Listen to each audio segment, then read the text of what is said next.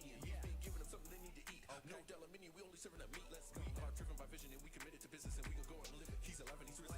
We prepped and fresh made daily.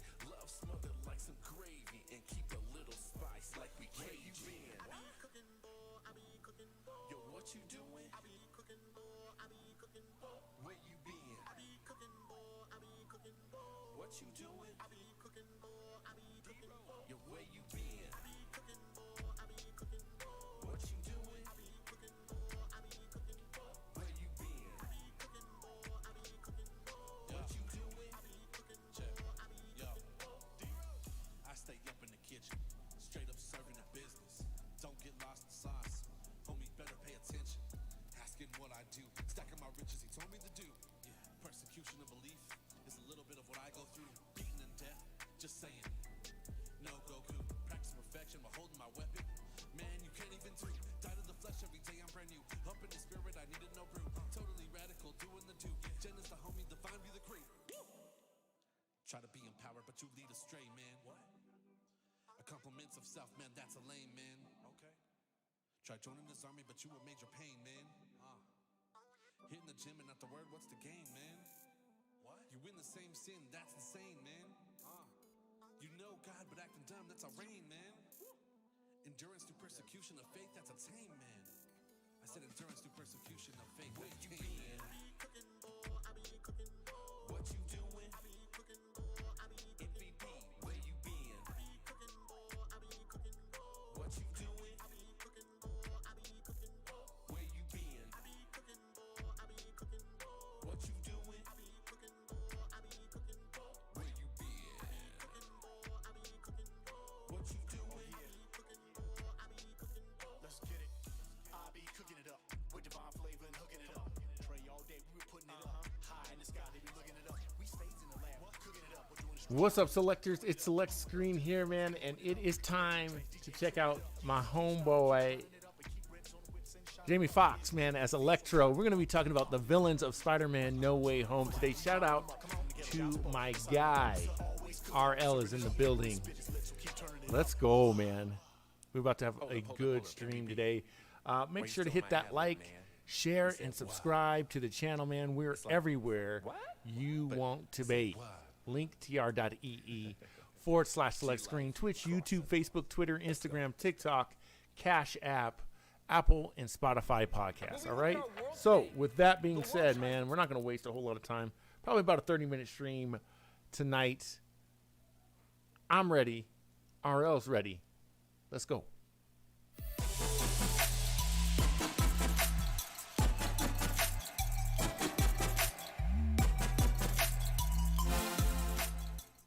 Yo, the homie Russ is in here too. Let's not forget.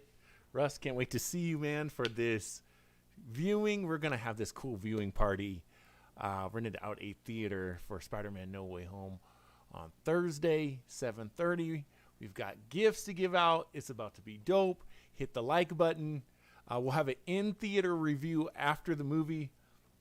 It's going down, man. It's going to be so much fun. So tonight what we're going to do is I'm going to break down this villains panel trailer that happened. And, yeah, man, I think pretty much, like, we're going to stay off Twitter. We're going to stay off YouTube viewing, at least. I'll still be doing my streams because this is 3 days, man. We got 3 days left. 3 days. That's Tuesday, Wednesday, and then we're there Thursday, right? So, be on the lookout because Wednesday we'll probably do a live finale, not finale, but a live reaction to Hawkeye Wednesday night. So be on the lookout for that. Russell says, my son and I can't wait for Thursday. Excited to see it with some awesome people. Hey, the feeling is mutual, man. It's been too long. It's been way, way too long. Let's jump into this video, man. We'll react as we go. We're going to do this a little bit differently. Shout out to everybody on TikTok, man. They've been loving these breakdowns. So let's definitely jump into these. Let's go. Tom, the floor is yours. Hi everyone, I am Tom Holland. You might recognize me as your friendly neighborhood Spider-Man, and I am here to tell you that Spidey's back for an all-new adventure in Spider-Man No Way Home. I know people say this a lot, but I mean it when I say that you're going to see things in this movie that you've never, ever seen before. I'm talking about pumpkin bombs, sandstorms, the multiverse, which, okay, you might have seen them before, but I promise, not like this. And Okay, let's stop right there, because I was like, we've seen pumpkin bombs, we've seen Sandman, we've seen that before. Not together.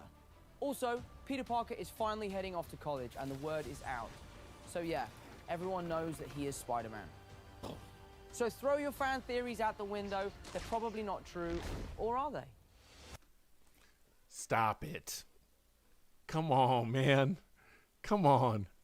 And get ready to see one of the most ambitious films we've ever made. An incredible story with lots of heart, laughter, high-flying action, mind-blowing effects, and some insane villains. No Way Home is the culmination of the Homecoming trilogy and the start of a multiverse of possibilities. Now I have the honor of introducing some legends. Please enjoy this exclusive panel with my dear friends Alfred Molina, Willem Dafoe, and Jamie Foxx here at CCXP. All right, guys, I got a theory. We're going to stop it right there. I got a theory.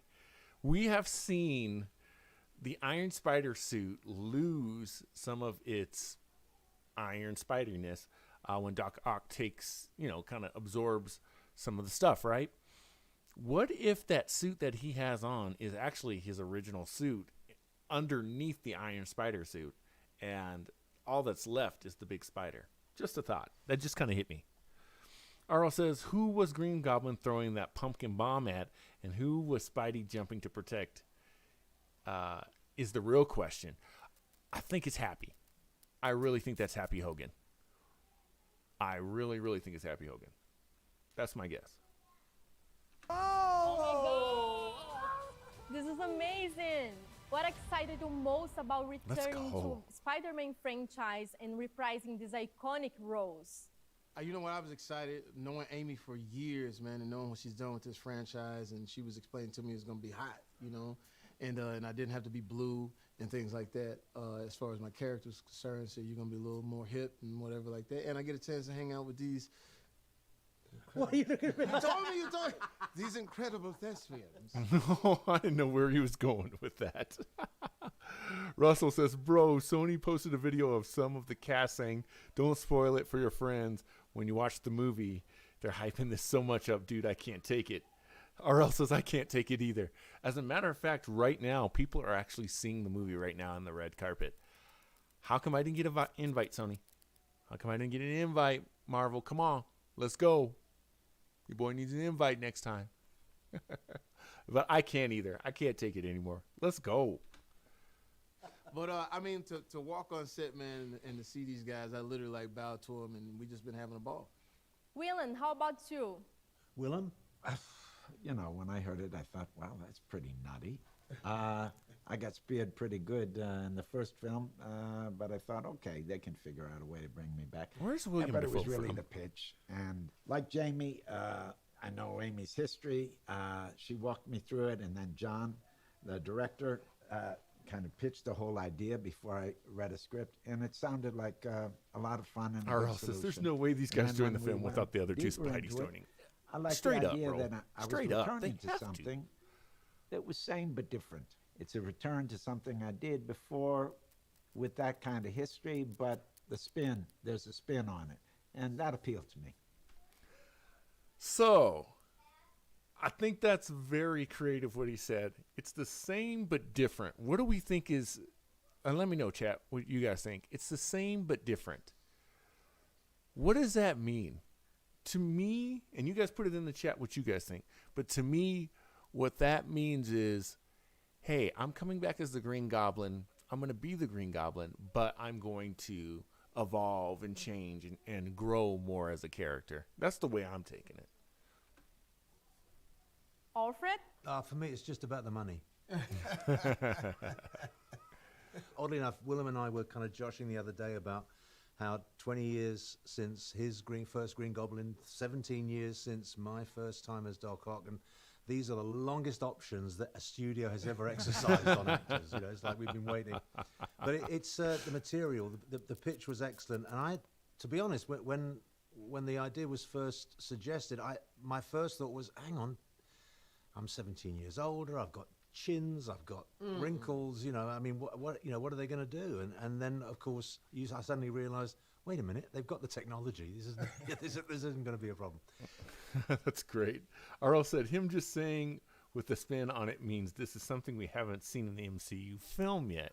Interesting, RL. Interesting. But it's been very nice to come back to something that is familiar, but at the same time completely new, because the technology has moved on. Okay, that would make sense. In the last couple that of it's the decades, same, but it's different. It's And the so same that's, character, but it's kind of technology's exciting. changed.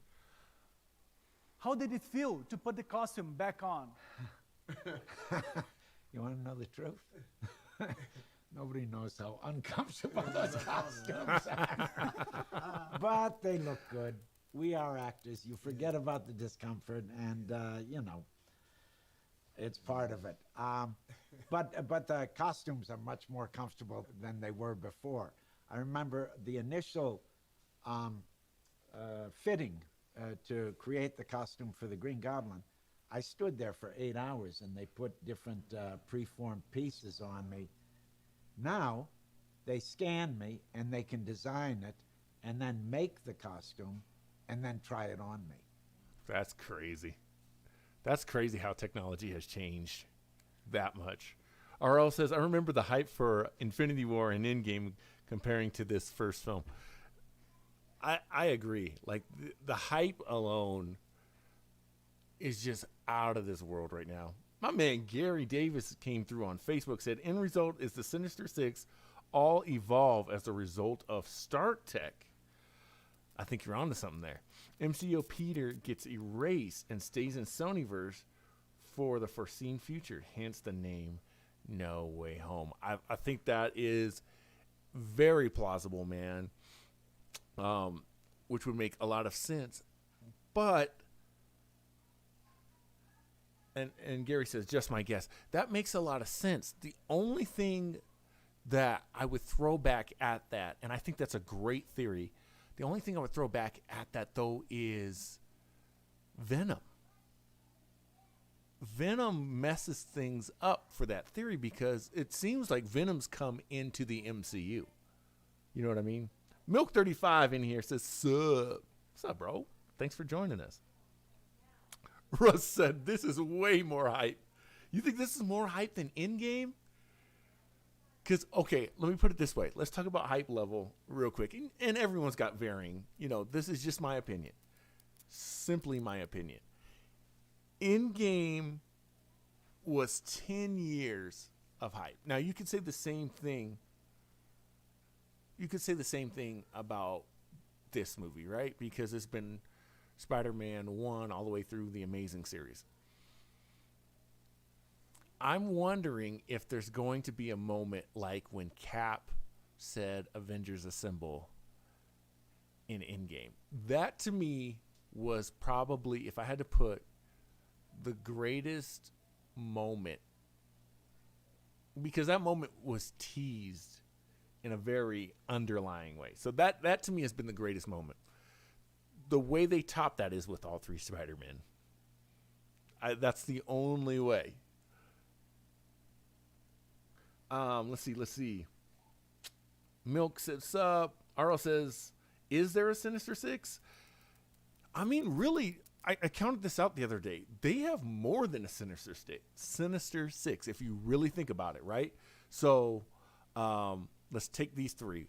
Green Goblin, Doc Ock, Electro, right? We know Sandman, Lizard. That's 5 right there, right? We know Vulture's out there. We know Scorpion's out there. Who else am I forgetting? Vulture, Scorpion. Shocker is technically still alive. He's out there. That's 8. We might be getting Kingpin. I know he doesn't necessarily, he leads the Sinister Six. And then there's the ongoing theory that Mysterio's still alive. So really there's about 10 villains that they could easily grab from. Then you got Venom. Where does Venom sit on all of this? That's 11. You know what I mean? So there's a lot there that they can pull from. Hopefully not too much. But I got to say this. Going back and watching Spider-Man 3, they juggled those characters better than I remember. It wasn't great, but it wasn't as bad as the Fantastic Four movie with Michael B. Jordan. Let's see. RL says, please let what you said just happen. RL said, the most anticipated film after this will be Doctor Strange 2. You think so? I just can't. Doctor Strange has just been, he hasn't had enough character development for me. Russell said, Endgame was dope. I love all of the MCU. The potential of combining into a fractal multiverse with all of the Spider-Mans makes this much more than Endgame. Endgame was intense as crap, but this is hype. Fair enough. Fair enough for sure. Gary said, those three, Sandman, Lizard, and Vulture, are the six. Okay. Now, another theory that I put out there, guys, and we'll get back to the video, but this is what it's about. It's about the conversation, right? Another theory I thought about is I think that him being unmasked is a big deal. And I think they're going to play into that for a lot longer than we think. I'm thinking the whole first act is him being angsty, right? Trying to figure out life with MJ, with Happy. I think we may get that. I don't think it's going to be Daredevil, guys. I really don't. I would love for Daredevil to, defend him. I really think it's going to be She-Hulk. I think she won't be She-Hulk, but I think he's going to get that defendant kind of thing. I think that's going to be the whole first act. The second act, I think, is going to start with him going to Strange. Now, let's keep in mind, Strange is acting very strange. Is this a different Doctor Strange from the multiverse? That's another thing I think the second act is going to be. Third act, I think the Spider-Men show up. They stop, this movie 3, but then they kind of lick their wounds, run back. And my thought is then the next movie is the Sinister Six versus the 3 Spider-Men. And they give them all 3 some character development. That's just my thought. You guys let me know what you think about that. Russ says first 40 minutes is probably going to be the unmasked guy. I agree. Let's jump back into the video. It's a huge leap in the technology, and they're more flexible. We can do more things with them. Also, I don't know how much we want to fool with spoilers, but We love spoilers. the look's a little different. Old Norman and the Goblin are further down the line, and they have a few more tricks up their sleeve. So now, how can that happen? That's the other thing I don't understand. How can Norman have grown if this is the same Norman? Right? Because he died. We saw him die. Don't tell Harry. He died. So does that prove that this Norman's from a different multiverse? I'm thinking so. Russ says it's 100% going to be Daredevil. Charlie Cox is 100% going to be making an appearance into this. This is my guess. It would be perfect intro to Daredevil into the MCU. Man, I'm with you, because if Sony just goes all in on this and they're like, we're giving you Daredevil, we're giving you Hawkeye's got Kingpin, and let's not forget, they've said that episode 5 of Hawkeye is going to break Twitter. So it would make sense for Daredevil, don't get me wrong. But if we got Spider-Man, Daredevil, Doctor Strange, all these villains, and the movie was awesome, can you just imagine? So to your point, Russ, I can definitely see what you're saying. The hype level, it makes a lot of sense. Let's see.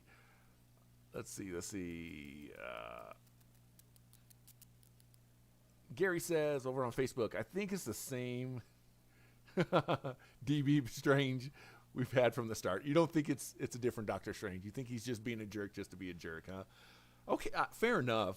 I mean, when has he ever listened to Wong anyway, right? I think that's interesting.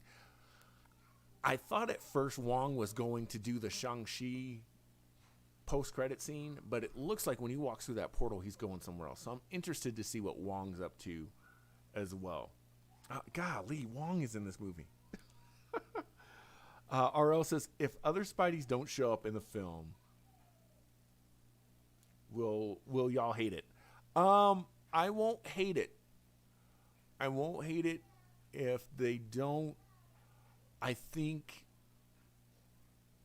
even if we get a shot that, and I'm a filmmaker, so ride with me here.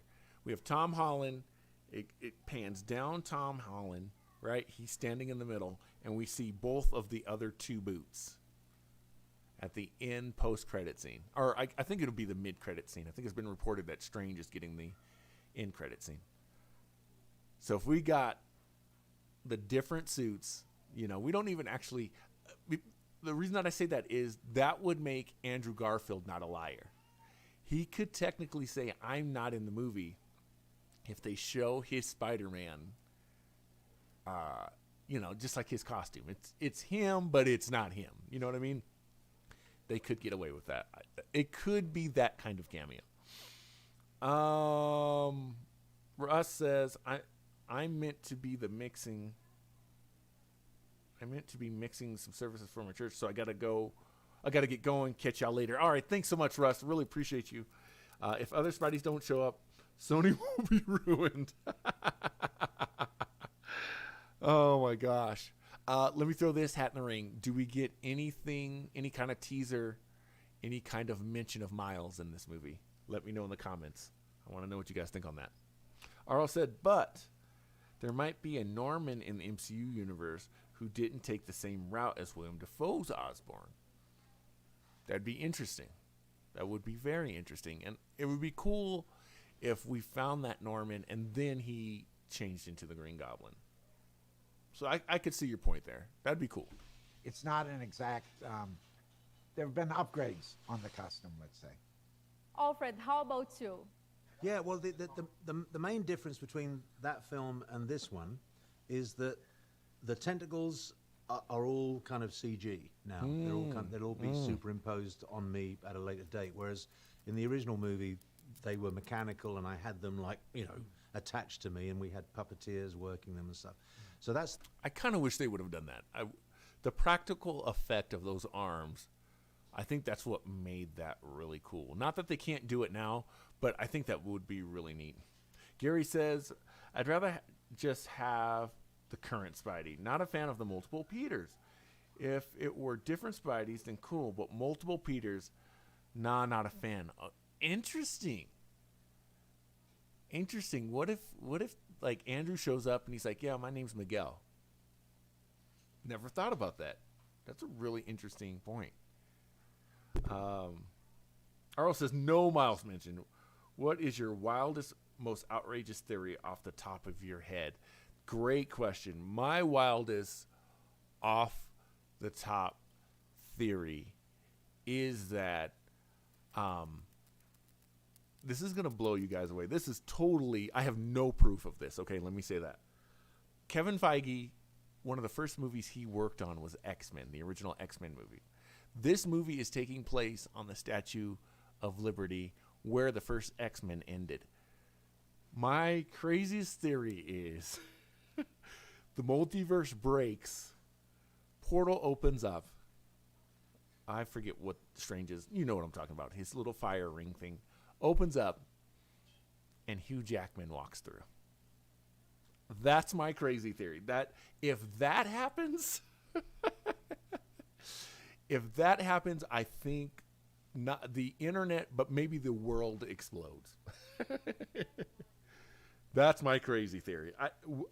Let me put a percentage on that. I think there's a negative 16% chance that happens, but if it did, that's another one of those moments that just overshadows Avengers Assemble. That is one of those moments where it's like, oh my gosh, here come the X-Men. That would be crazy. Gary said, I would explode in anger if that happens.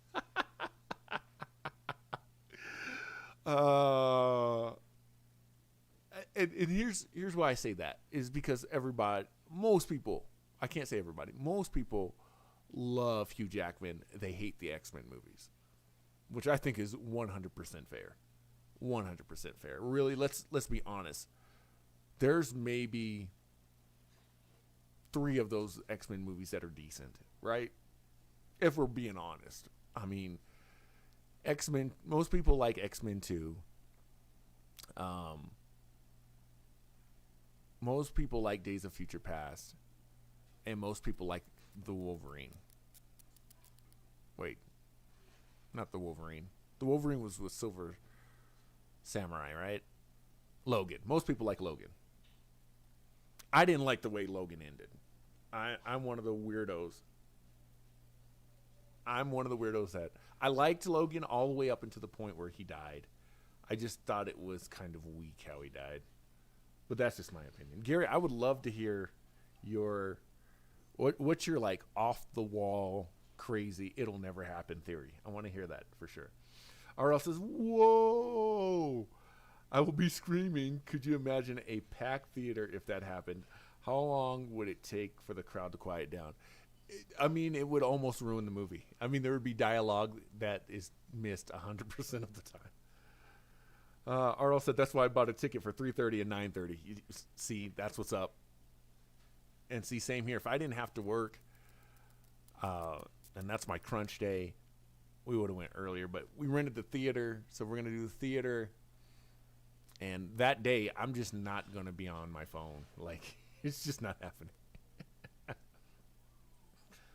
Gary said, bruh, I love Hugh, but hated his Wolverine until the Logan movie. And all the X-Men movies, like none of them. Oh, wow. You know, again, fair enough. Because, let's be honest, again, the X-Men movies weren't even close. So I totally understand your perspective there. They weren't even close. I mean, you got to think of the time. So, and that's what makes the original Spider-Man so great. Let me stay on topic a little bit here. But Blade had come out, and Blade was so... it was comic book, but it wasn't, right? And so Blade showed, all right, cool. Superhero movies can be awesome. And then X-Men came out, and it was like, cool, it's the X-Men. Like, all right, there was novelty to it, but why are they wearing leather suits? Like, what is this? You know? So I totally get where you're coming from. And the acting was... rough. Let's just be honest. How do you kill a toad? The same way, you know, that Halle Berry line. I can't even remember how it goes. The same way you kill everything else, or what happens when lightning hits a toad? The same thing that happens to everyone else. I don't know how it goes, but you guys get it. It was bad. And don't get me started on X-Men Apocalypse. That's in my top 3 worst. Maybe I put it 4th. I'd probably put it 4th because Wonder Woman 1984 was right there with that Fantastic Four movie. Oh my gosh. More wild theories. Gary said, I'll give you my theory later. It's too much to type. At least in my head it is. That's what's up. Not a problem. RL said, my wild theory is another Iron Man comes from a Doctor Strange portal to help. Oh my gosh. Oh my gosh. If Robert Downey Jr. shows up, I mean, I guess he could, right? After What If, he totally could, RL. Man, can you imagine how much money they're going to have to pay Robert Downey Jr. to do that? That would be, I mean, that's the budget on this movie. Gary said, Blade was great because it was comic accurate. although they did an original story. Exactly. That's what makes the MCU movies so much better than a lot of the old Sony movies. That they have the essence of the character. I love that. Kept the origins and the details of the character, and that's what made it awesome. Absolutely. Absolutely. The issue became Blade 2, Blade 3. Those were... I mean, Wesley Snipes did what he could. But let's not count that. Let's talk about the first... And this is the thing about Blade 2 is that Blade 2, I think the writing was just bad. They had a good idea. The writing was just really bad. DJ's here. What's up, man? DJ Crystal Clear. Bobby Lashley is about to be the WWE champion again. Let's go. I hope so. Bobby Lashley's from Colorado Springs, man. Let's go. RL said, how many deaths in this film and who dies first? I think Happy dies because we don't have use for Happy anymore. Happy can't make Aunt May happy. Happy's got to go. Here's another crazy theory. Again, no proof of this. Happy dies.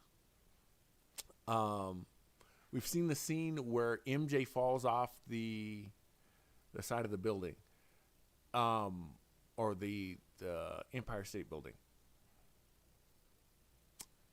Not the Empire State Building. You guys know what I mean. MJ falls. Right? Ned looks like he's not too stable either. I think Ned falls and gets wounded really bad. And Peter let Ned go.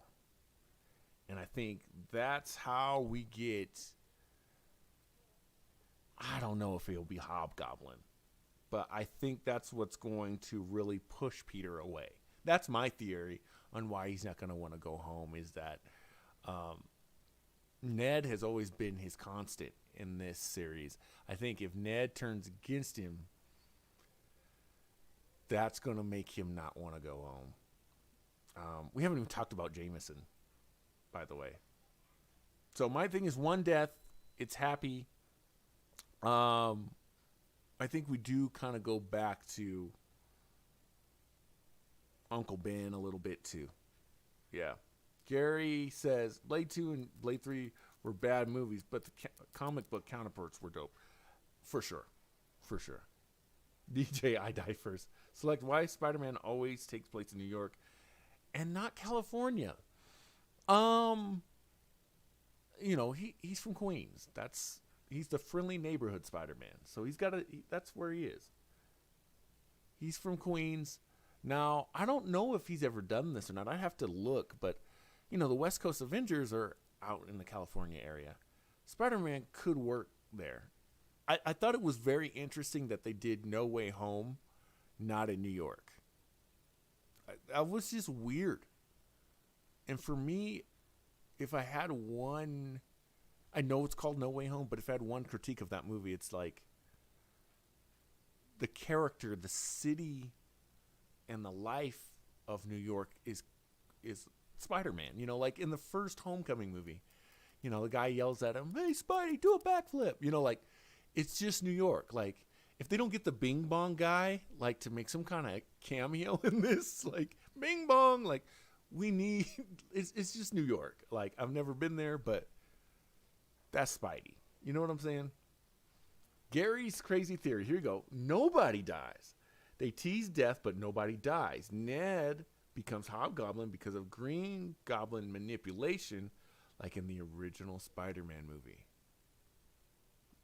That, man, so you think Ned actually just turns on him? That's interesting.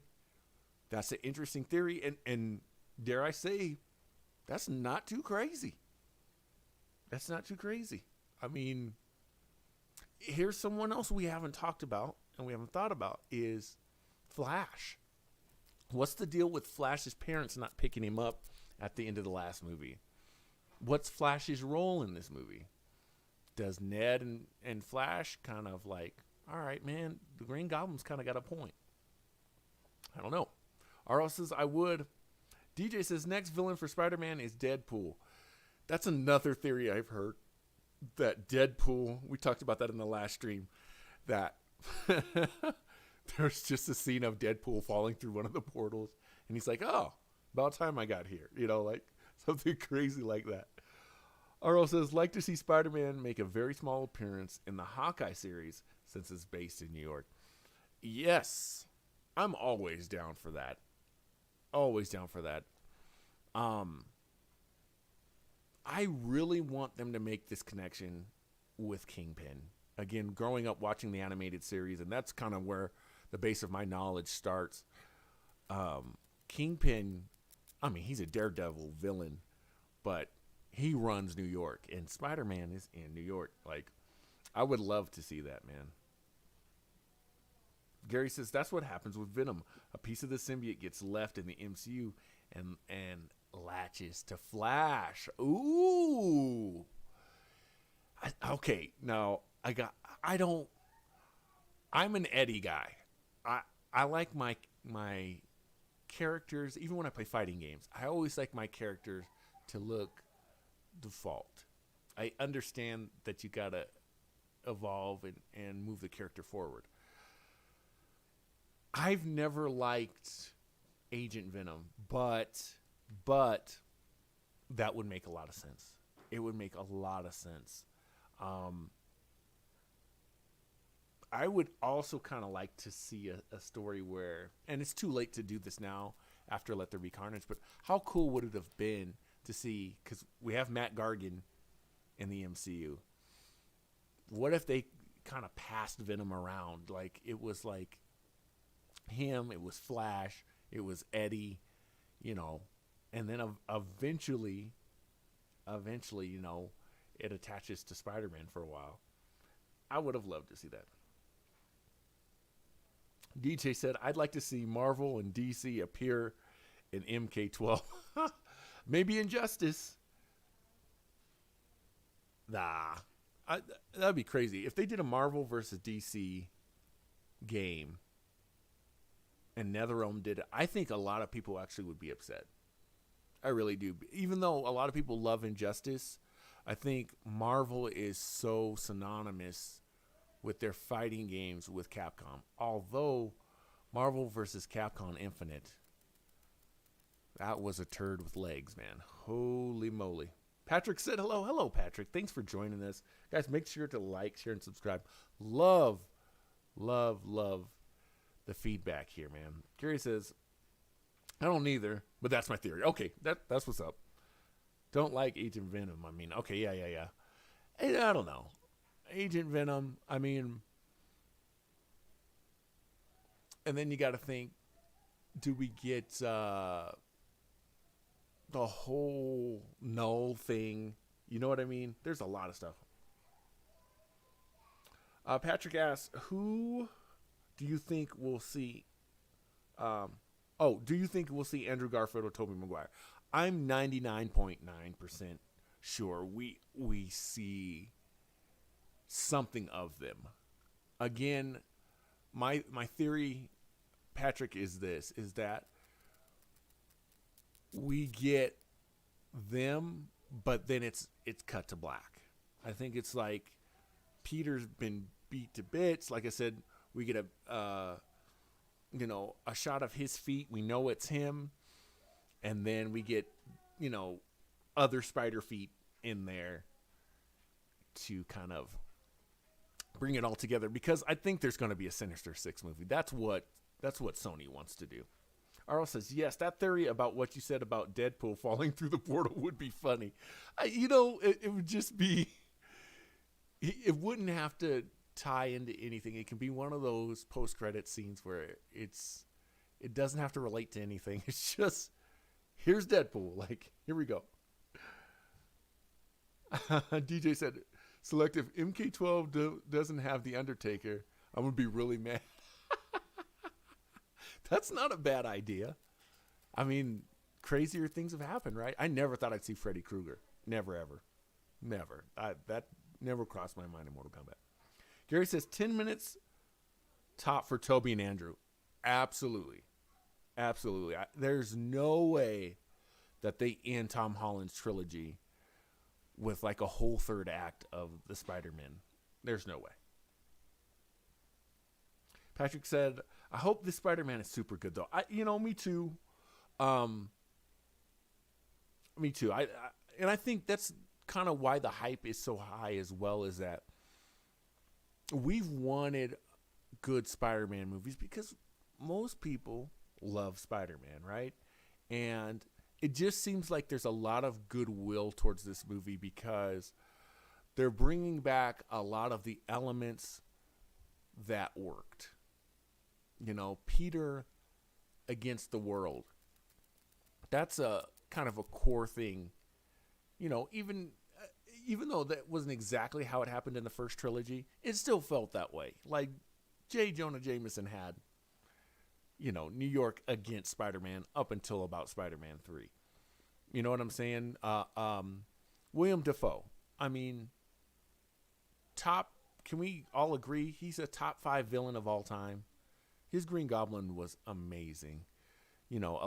Most people think that Spider-Man 2 with Alfred Molina is one of the greatest Spider-Man, or one of the greatest comic book movies, if not one of the greatest movies ever.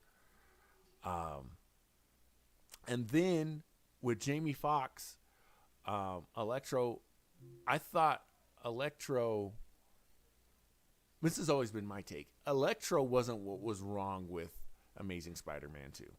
What was wrong with Amazing Spider-Man 2 more than anything was they were going campy. It kind of fell into that Batman Forever kind of feel. I think that's what a lot of people didn't like. Me, I was okay with it because I had been saying up until that point, why aren't there more villains? It does not make sense to me that all these people are in New York and we couldn't see Electro and Rhino in the same movie. It just made sense to me. So that's why I felt like The Amazing Spider-Man 2 was fine. It wasn't wonderful, but it was fine. Earl says, so you're saying film would end without both spiders showing up? No, I think they literally show up is what I'm saying. I think the end is Tom Holland does enough to stop them, and basically there's like a showdown, and they show up. And when they show up, that's kind of the end of the movie. I can see that happen. How would he beat the Sinister Five by himself? He has Doctor Strange. And I think that's going to be... We're underestimating that Doctor Strange is in this. And I think there's a lot of... I know I'm underestimating a lot of... Again, like, I forgot Wong is in this movie. There's a lot of other things, and I think a lot of other people that are going to help him. Will Wong have a small cameo, or will he fight along Doc and Spider-Man? I think that's just going to be kind of a cameo. I think it'll be one of those things. We know Wong's got some character development through Shang-Chi. I think it's literally Peter walks into this sanctum and and Peter says, I need help, erase all this from everyone. And, Wong's like packing his bags like, don't do it, and like goes through the portal. Gary said the script and the director what was wrong with Amazing Spider-Man 2. Absolutely. Absolutely. The cast and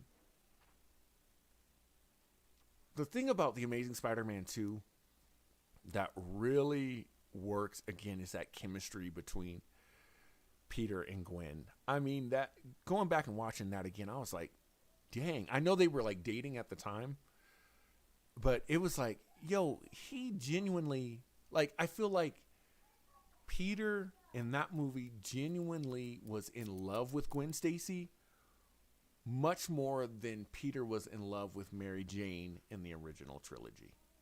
I would even say more than this trilogy. It just seemed like she was his everything. And when she died, there was emotional weight there. But they got so sidetracked with a bunch of other stuff. I think that kind of messed up a lot of it. And Mark Webb didn't know how to bring the rest of that through. You know, again, the itsy bitsy spider thing with Electro. Stop it. You see what I'm saying? Stop it. We didn't need all of that. And that to me is a creative decision by the script and by the director. So I definitely agree with Gary on that. Doctor Strange is who will fix this and it'll lead to the next movie. I hope so. But the other thing, again, we got to keep in mind is somehow he's going to have Multiverse of Madness. So something doesn't go right again. You know, and on that note, just a rabbit trail. I hope somehow it's Dormammu and Mordo. I hope somehow Mordo, that's what happens with Doctor Strange, is that Mordo comes back. I think a lot of people have forgotten about Mordo. And that would be really interesting.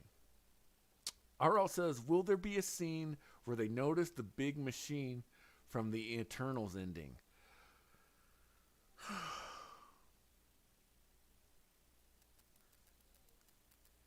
Give me my camera real quick.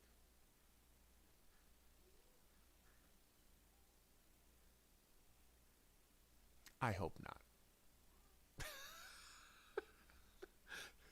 The more we can forget about the Eternals movie, the better. I look at Eternals and I'm looking at what Doctor Strange is doing, and it's the same thing that I hope they do with DC and the Flash. Let's use this moment to kind of wipe away some stuff.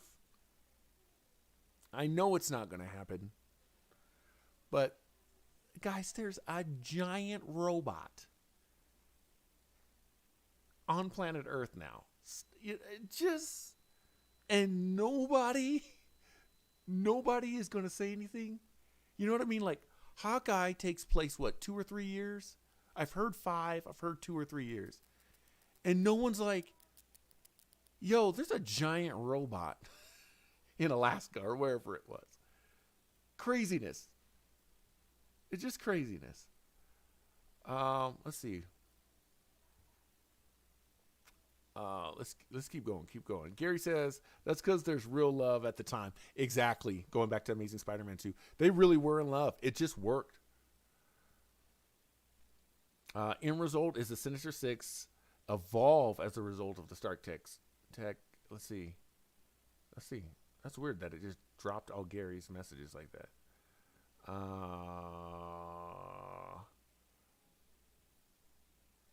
Arl said, oh man, you had to go full screen, laugh out loud. Man, it's a ridiculous, but I had to ask. No, it's really not, because in all reality, RL, they should address it, right? But when are they going to have time in this movie? I don't know. It might be a TV in the background that like, hey, giant, what's going on? But no, you have to, they should address it. You're absolutely right. Man, I love the convo, guys. Let's keep it going. I'm gonna just throw some music on so it's not just me talking my brain out here. Give you a little. We'll keep playing the video too, but I mean, this is exactly, the video was here to drive the conversation, and you guys are with it. I love it. Gary says, didn't they explain all alternatives in the Loki series, which is why the villains are slightly different than they are in the original movies? Yeah, and that's the other thing. Are these 3 variants? Because that would make a lot of sense. And it would also, I would accept this answer too. William Dafoe is a variant. Let me call him by the right name. Green Goblin is a variant. Doc Ock fell through a portal, and you could say that Jamie Foxx is kind of Electro's kind of both, because obviously Electro's not blue.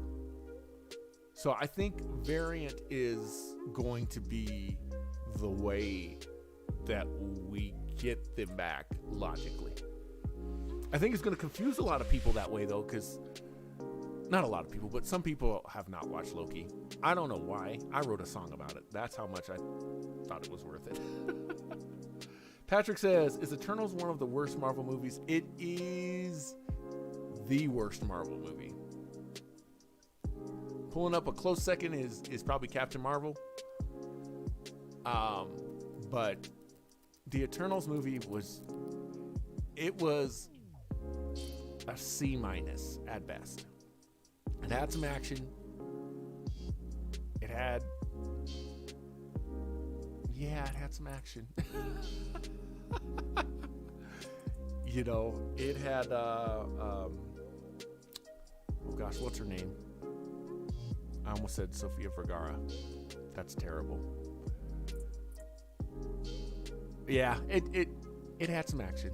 We'll just leave it at that. It was all over the place. That's the way I felt with Eternals. Do you have to see it?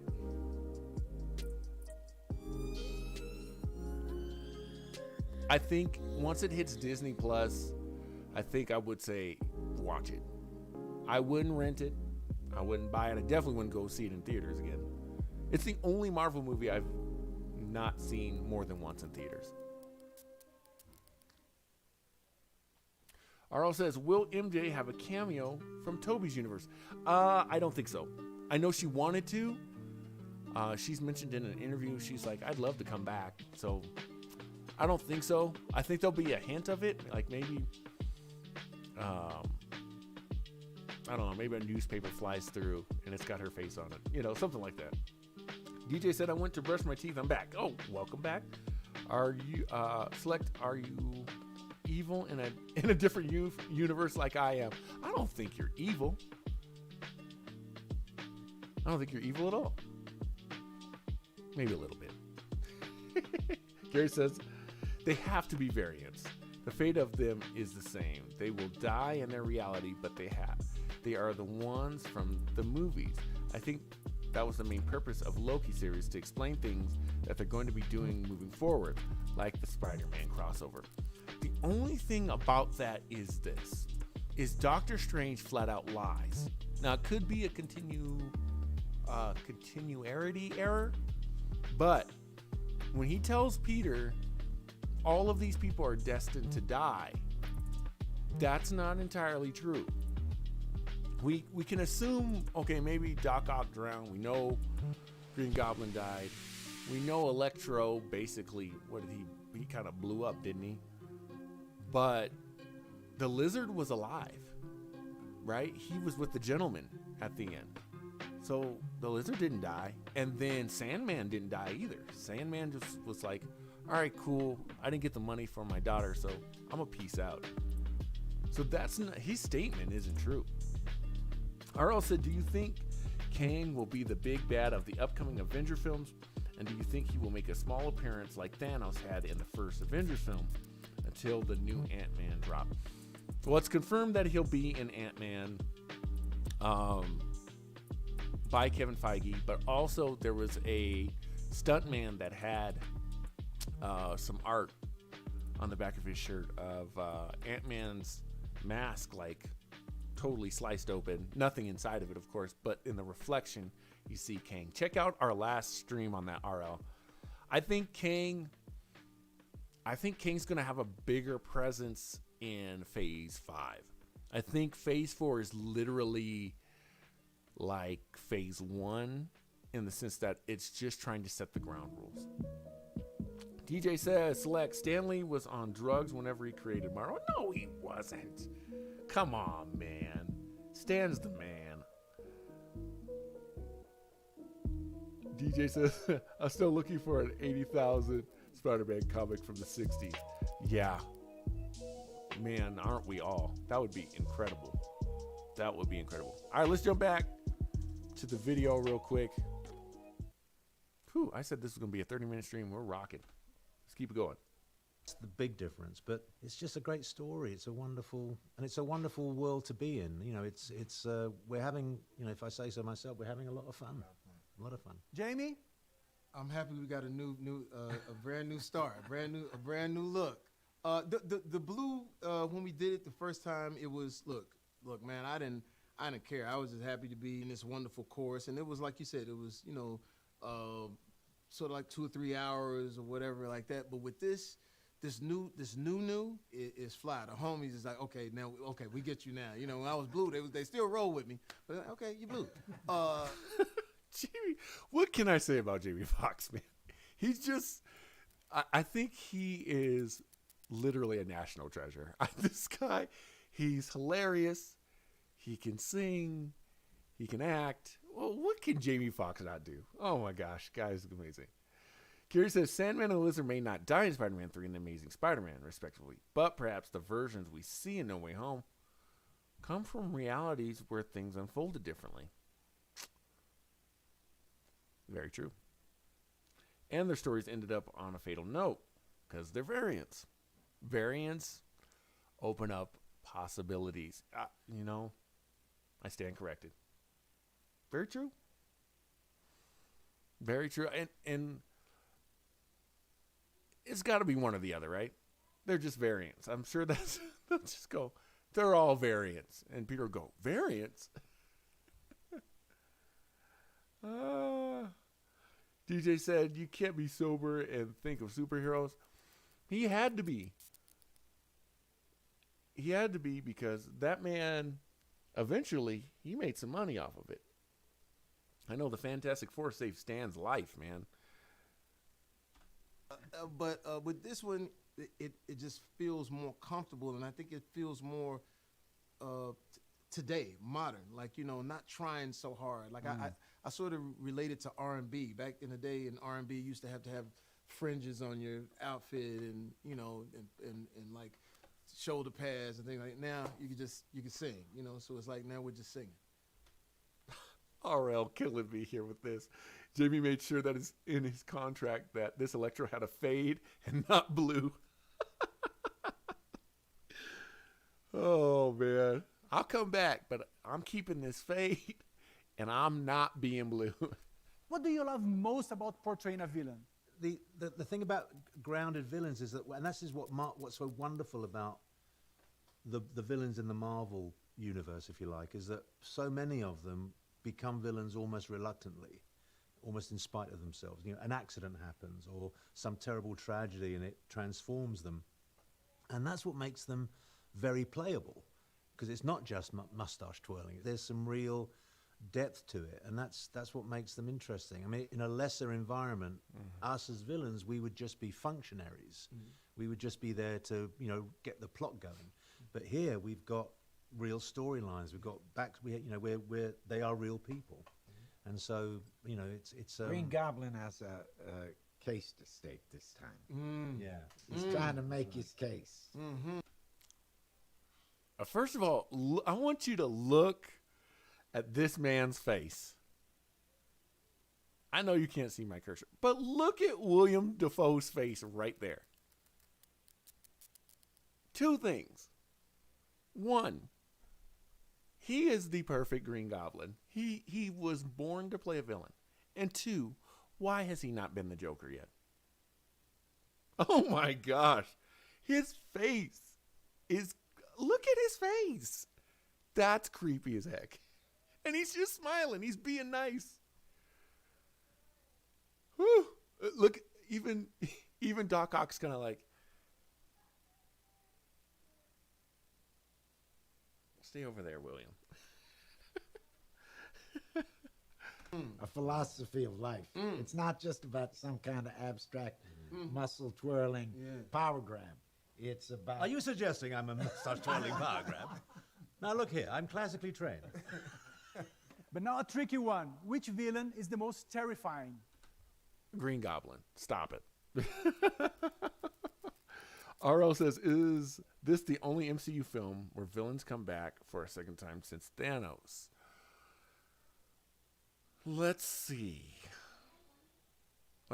Ironmonger, no. Whiplash, no. Abomination came back. That was really recent. Let's see. Red Skull's come back. Technically Bucky the Winter Soldier has come back. Who else, guys? I really hope Killmonger comes back. I think he can. Everyone else, a lot of them have all died.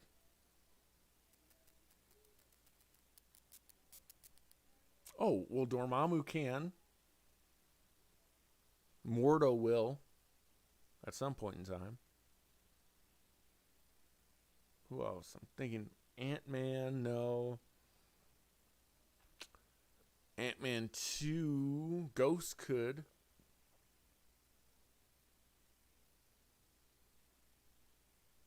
Could. Let's see. Sorry, I'm bumping the mic here. Gary says he looks like a serial killer. He really does. That host Jordan's look uncool. Is there like fur on the back of him? I see what he's trying to do. But no, maybe that's just his pants. I don't know what he's doing. T'Challa won't come back. No, not T'Challa. But N'Jaka. N'Jaka could. Think about this. This has always been my theory on how you can bring back N'Jaka. Black Panther didn't have the serum in him. He got thrown off a waterfall and stabbed and survived. Right? Right. Killmonger and N'Jaka had the serum and got stabbed.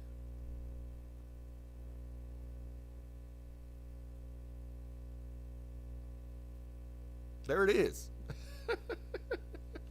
He's stronger. They could easily write that.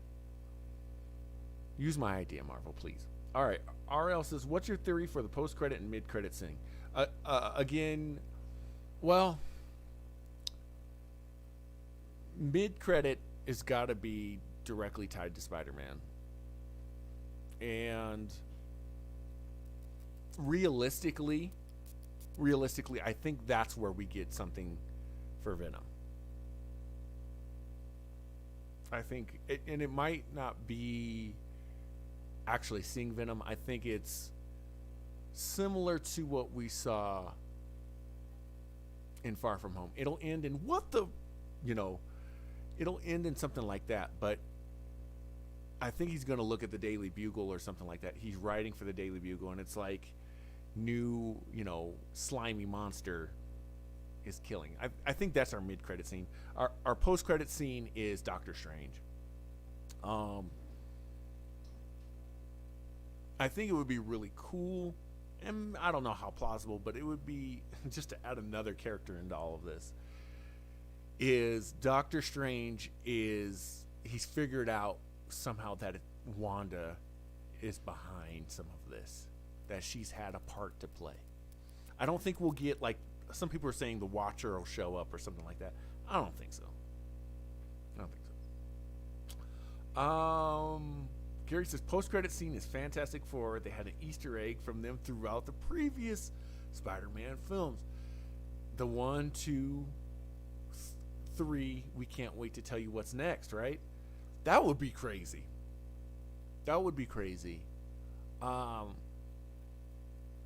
Could they do something for Fantastic Four? Would be great.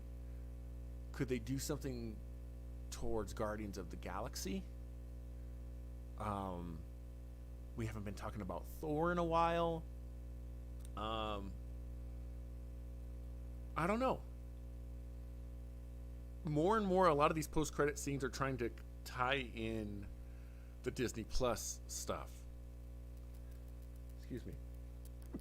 right? So Eternals, Patrick, I don't want to ruin Eternals, but there's a cameo for another character at the end of Eternals. That's probably the only reason I say to watch that, right? So it's stuff like that I think we'll see. But I think Fantastic Four, that there's a good chance. Gary's got a great point. There's a good chance that it's Fantastic Four because we don't know who owns that Avengers Tower. And again, a lot of people think it's either Fisk's Industries, it's Oscorp, or it's the Baxter Building from Fantastic Four. It's logical that it would be the Baxter Building and the Fantastic Four.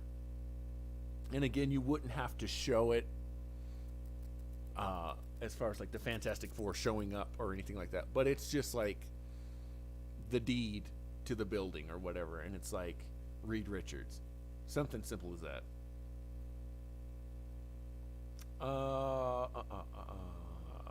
Patrick says Vartech?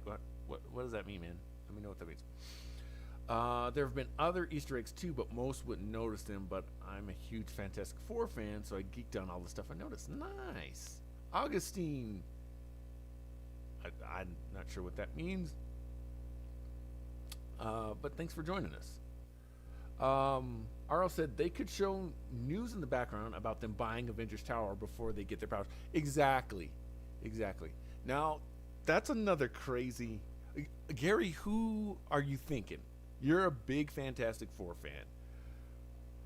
Are they going to really go with, what's his name from The Office? Would you want that to happen as a legit fan of the Fantastic Four?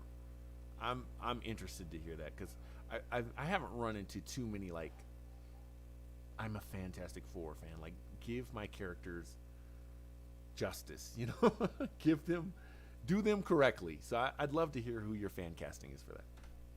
Oh man, it's crazy. It's crazy because, like I said, we've just been watching Willem, and it seems personal. because with Electro, it's like Gary said he wouldn't be mad Electro, at that. Okay, it's to the world. The world did me wrong. But when something is personal, and you could go all the way back to Shakespeare, when something is personal, and that either that jealous thing, there's nothing that could beat that. No matter what costume you put on, no matter what you say. So when he speaks, he has the power, and I think you really. But I'm being right though. It'd be different if I was blowing. Like here's the thing. But if I was blowing, good to me. Oh, it said increase the mic volume. Is that okay? Still can't hear me. How am I sounding, guys? I've got pretty high meters here. I know maybe talking over the video. I don't want to do that anyway too much, but let me know how that sounds. But here's the thing. But if I was blowing smoke, he'd know it. Here's the thing. It's personal. And anytime you can get a character to be personal in the movie, it has the most weight. So CCXP is a fan event. Is there anything you would like to say to your Brazilian fans? Well, I mean, if I may speak purely for myself, I think there is, at some level, because we're professional people, there is some level where we don't want to let them down. You know, we want to give them something that is going to be worth their while. That right there. Gary says, okay, sounds good on Facebook. Okay, good. Good to hear. That is why the first two Spider-Man movies were great. You can tell that both of these... Oh, feedback from the mic. Maybe... Let's see. Sorry, guys. Hopefully that's okay. These two guys specifically, they're classically trained. Yes, they've had other major roles. But they took the Spider-Man movie so seriously. And I think that's why... Good, OS. I'm glad to hear it. Okay, good. Thank you guys for helping me fix that. These guys took these movies so seriously. They really played the roles in interesting ways, and they made the characters, they invested in the characters, if that makes sense. When even now, even though, you know, again, some of the dialogue it hasn't held up that well. William Dafoe's performance, again, it helps that his face, as Gary said earlier on Facebook, he has a serial killer face. But it's his acting. It's the standing in the mirror. Do you know how long I've sacrificed? You know, it's just he put everything. He became the Green Goblin. The same thing with Dr. Octopus. You know, you just felt like, dude, this guy. I want this guy. I mean, if you look at his plan, Dr. Octopus is actually a hero in that movie. His plan is really trying to help the world. The power of the sun in the palm of my hands. Like, he's literally trying to make the world a better place. And that was believable. I think that's where I fell off the wagon a little bit in Spider-Man 3 with Sandman. I understood his motivations were to, you know, take care of his daughter and whatever. But it felt a little phoned in. His motivations were like, I need to steal money to help my daughter. Okay, that was happening, but then he kind of derails from that in Spider-Man 3. It's like, all right, now I'm just trying to team up with Venom and we're just trying to hurt people. And then even his apology at the end, Thomas Hayden Church just didn't do it for me. He was just kind of like, I never really meant for any of this to happen. I didn't mean to kill your uncle. Like, it just didn't come off right. And I think Thomas Hayden Church could do well. Here's a question for you guys. Maybe you guys can Google this for me. Has Thomas Hayden Church been confirmed to be in this movie? I don't know. Let's see. Gary says they cared about what they were doing. It wasn't just for clout and a payday. It was a real character role for them. You can tell that they read comics with their characters as the center point and to try to really bring them to life. Absolutely. OS said they're really talented actors. Exactly. And they have extreme range.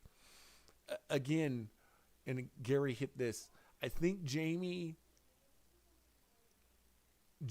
went all the way in on Electro. But again, the writing was, all right, we're going to lick your hair. We're going to do, you know what I mean? When he actually becomes I challenge you guys to go back and watch the scene where he actually goes into Times Square. That scene is very, it's acted very, very well by both Andrew Garfield, by Emma Stone, and by Jamie Foxx. Jamie, at that point in time, I was like, dang, Electro just wants to be seen. Like, help the brother out. You know what I mean? But then we threw in that fake Green Goblin, and yeah. All right. Preaching to the crowd. Gary said the Sandman guy didn't bring anything to the character. He just did it. Exactly. OS said it's not confirmed. Wikipedia has him confirmed. Now checking IMDb, RL says. Conflicting reports. And Wikipedia is so hard, man, because it can be edited. It's crazy because they could technically do Sandman and the Lizard without the actors. And that's a little scary because that would tell me that they're not going to get their just due. They're going to be punching bags, which is going to be controversial. But I feel like Sandman is. I agree with Gary that Thomas Hayden Church didn't bring anything to it. But as a character, Sandman to me is, and I know Sam Raimi was all about it, but Sandman is not, if I had to pick a character to follow, these two actors, or really these two characters. Green Goblin's a mainstay, right? Arch villain. Doc Ock, mainstay. You know, most people would say Venom. Okay.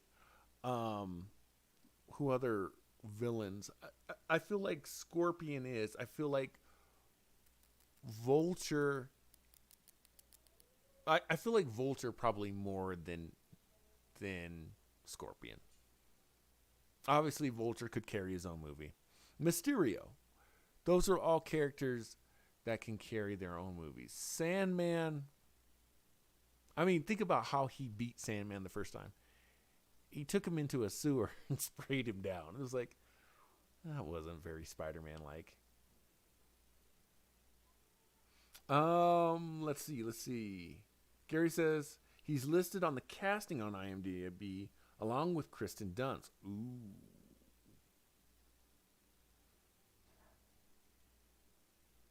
OS says Sandman and Lizard without the actors is just being lazy. Yeah. And that's what I was going to say. Instead of Sandman, I think the Lizard would have been better in Spider-Man 3.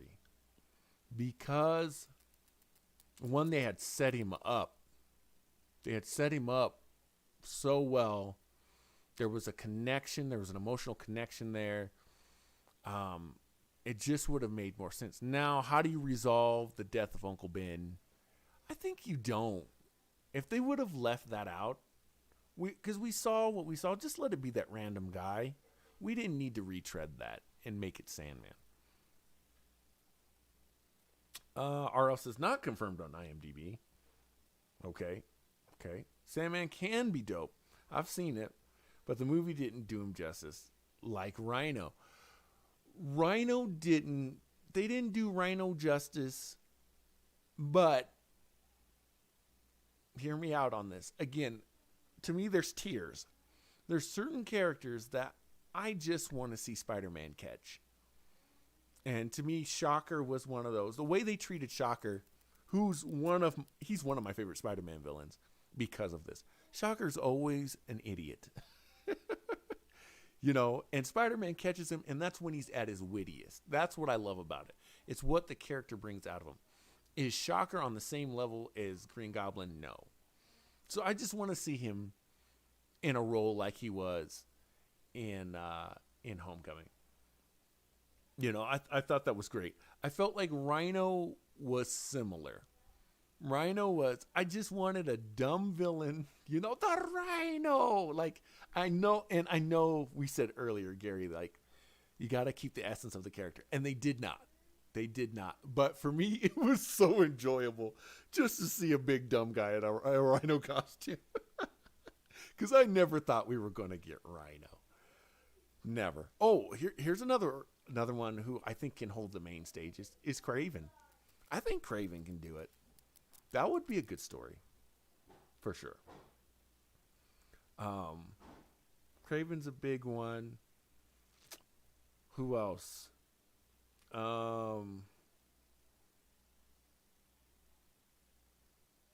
Gary said, correction, they are not confirmed, but listed. My bad. Okay. No worries. That's what we're all a team here, right? So yeah. Who else do I want to see? A Mysterio. Again, I would love a story where we have a bunch of minor villains, right? We get Shocker, we get a Rhino, we get who's another minor villain like that? Hydro Man. And they're all reporting to Fisk. Like, Kingpin is the ultimate bad guy. I'm down for something like that too. Kraven's getting his own film. Now,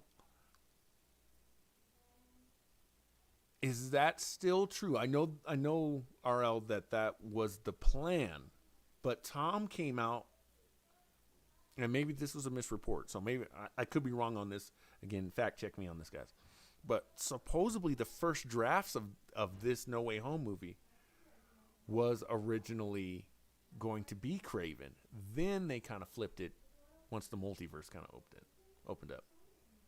OS, bro. Oh, Taskmaster. Oh, Taskmaster would have been dope.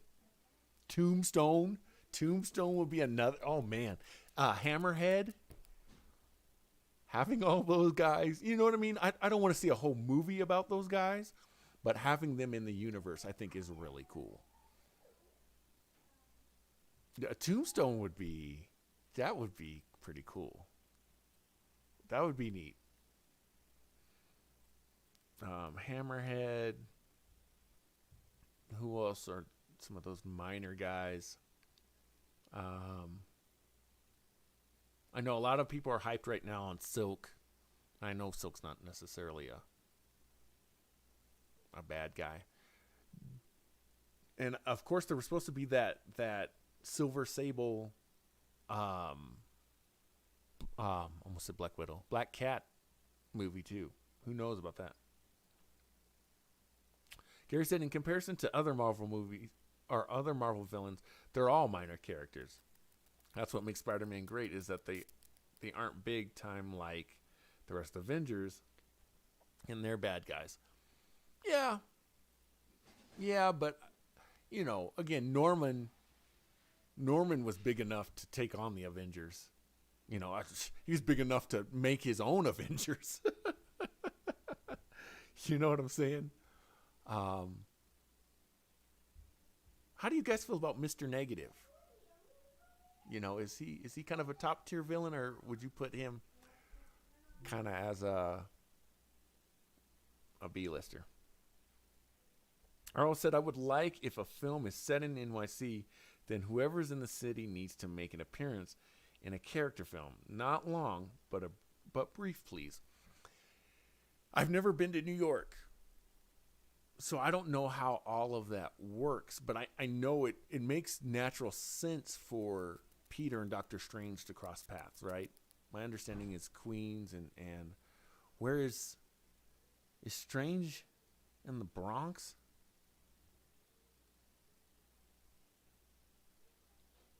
Anyway, they're close. So that makes sense. I think Kevin Feige, though, is really big on, if we're going to do cameos, they've got to be screen time worthy. I mean, when we look at, oh my gosh, Beta Ray Bill, right? Beta Ray Bill could have been in the last Thor movie. He technically kind of was, right, on the big column of winners. But we haven't actually seen him yet because they haven't given him the proper screen time. OS says Mr. Negative is top tier villain for sure. He can take out most of the Avengers by himself. Mr. Negative, I mean, again, he's a newer villain for me. But playing the Insomniac Spider-Man games, I learned a lot about him. And again, I like the connection that he has to Peter. That's really cool. What is the end game here as we're kind of closing down shop, guys? Are we heading towards Secret Wars? Are we heading towards Spider-Geddon? Where do you guys think we're going? Gary says, if you truly think about it, over the years, that's why Spidey was in so many other comics. He's the people's Harry and not a big-time player like Captain America, X-Men, and so on. He is, but in the universe, he isn't. He's local, a.k.a. the neighborhood Spider-Man. 100. Yep, I totally. And in the universe, it's like, get him out of here. You know what I mean? Like, all right, do what you do, kid, and see you later. And I kind of, that's one of the things that I liked about Homecoming was that Iron Man kind of treated him that way. You know, it's like, all right, you helped us out, cool. All right, now just stay here and wait. Because he's a kid. He's a kid. RL says, if the Russo brothers have an opportunity to work with Mr. Negative, that would be fine. Any other directors, I don't think, could make it work. Fair enough.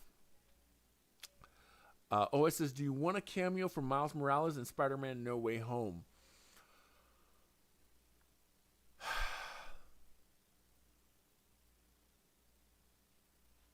That's a great question.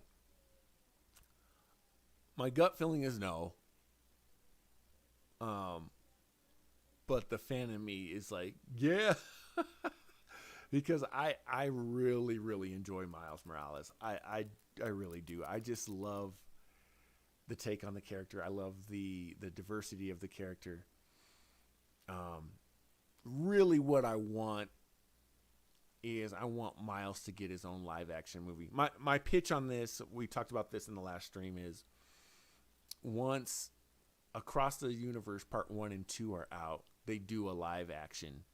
And it's actually like his backstory has been told through the Spider-Verse movies. Like his live action movie is like him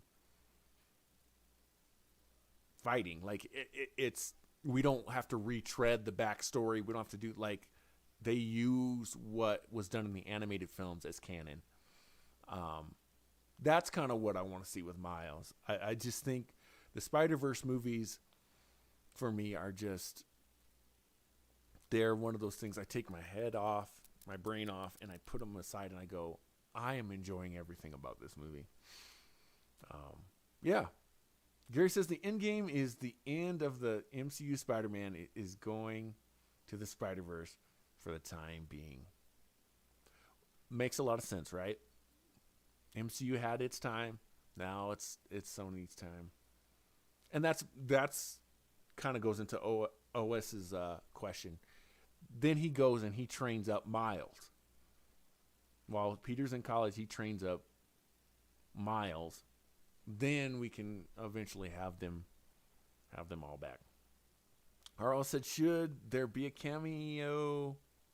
Should there be a cameo of Miles Morales, but not as Spider-Man? Well, haven't they confirmed that Feast is in this movie? I think they have, because I think that's where the Goblin bomb is going off, is in Feast. So I'm not opposed to it. Even if it's as simple as it's a biracial Hispanic African American male, you know, he's in Feast and he's evacuating. You don't actually, they're not like, hey, Miles, like, you just see him, you know, and then in the credits it's like Miles Morales. That talk about an Easter egg. Gary says no Miles cameo. Save that for later. They need to sell the live action Sonyverse, so they gotta save that for later. No cameo, in my opinion, and that's what I think they're gonna do. Logically, is eventually Sony's going to use all of this momentum to A, pump up Venom, and B, bolster Miles. And that's kind of why I'm saying use the Spider-Verse as canon. OS says Tom Holland wants to see Miles Morales in the movies. Yeah, I mean, again, I think everybody does, right? We want to see a live action Miles. But it's also, I think it is also too early to get him as Spider-Man. You know, I think the craziest thing, and again, when we're talking about in-game things, is that Tom dies. You know, if after his college years, he dies after training up Miles, and then we kind of get that Ultimates kind of origin for Miles. I mean, again, you still keep that background story, but Miles goes through that, you know. Oh, RL just asked that, could MCU Spider-Man die at the end of this? Not at the end of this film. I think that's pretty much confirmed.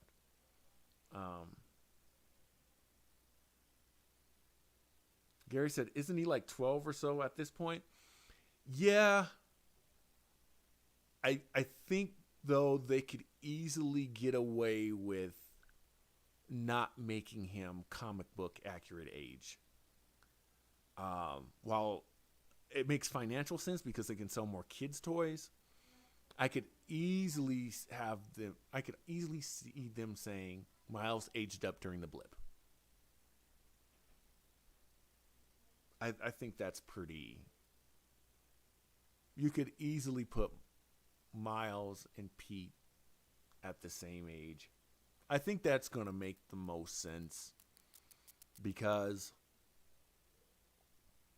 to tell a middle school story now, I think a lot of people that don't know Miles are going to go, wait a minute, Peter was in high school. Why are we going back to middle school? You know, I think it would draw too many comparisons. I think they'll age him up. You know, maybe he meets Miles in college, something like that. Gary says, I guess they could use the intro to the Spider-Verse Miles. He's in high school. See, there we go. Will Fury make an appearance? I think that's the $1 million question. I think that's the $1 million question because what is going on with Fury? Have you guys noticed that? We still have not had a resolution to where he is officially. Of course, we know it's Sword. But they haven't said it yet. We're still not dealing with all these scrolls. I know Secret Invasion is coming. But Nick Fury, we got to do something with Nick Fury here. And I'm not saying Samuel L. Jackson's getting too old. I'm just saying, like, it kind of doesn't make sense that this stuff is going on. And we haven't seen Fury since Far From Home, right? Yeah. He's just like kicking it up in a spaceship somewhere.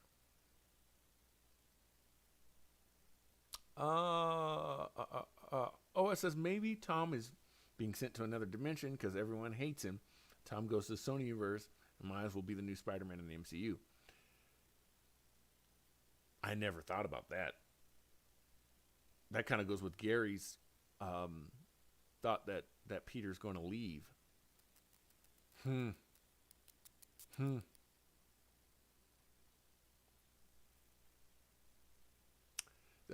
The issue I'd have with that is that starts,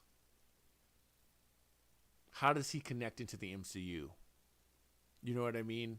Because Miles, I think the crucial thing for Miles is Peter. And without Peter showing him the ropes, and again, you could always do a variant. You could always do that. But I hope they don't do this. I hope Miles isn't a variant of Peter. Because we've seen that happens too with Loki, right? That you can be any kind of nationality. You know, if they make Miles a variant, I'd be upset. That'd be terrible.